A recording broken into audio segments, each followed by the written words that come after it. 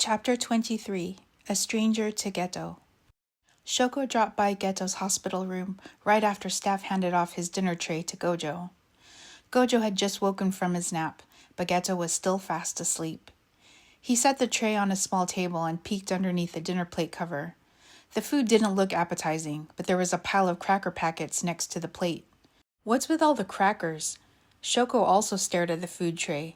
She handed Gojo a tote bag containing one of his comfy outfits, his toothbrush, and some food she purchased at the convenience store. I don't know, but that's what Suguru eats when he's not feeling well, Gojo answered. Thanks for this, he said, taking the tote bag from her. Shoko sat in the chair that Gojo had occupied earlier and looked at Geto. Gojo stood by Shoko. He felt the slightest prickle at the back of his neck, and it made his gaze snap back to Geto's face. Geto was starting to dream his most dreaded memory. Gojo had been killed during the Star Plasma Vessel escort mission. The man who assassinated Amanai had first ambushed Gojo and plunged a spear through his body. Geto remembered the shock he saw on Gojo's face, the way his blue eyes opened wide with surprise. His arms flailed helplessly in the air as he staggered around. Gojo was trying to speak, but blood started to seep out of the corners of his mouth.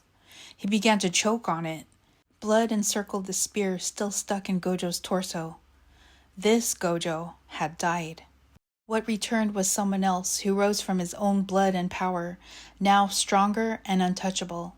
He was a stranger wearing Gojo's face. This new Gojo no longer belonged to Geto. The old Gojo had died and left Geto behind. This memory threatened to crush him, but Geto was already coming out of his sleep before he could completely shove it back in the imaginary box.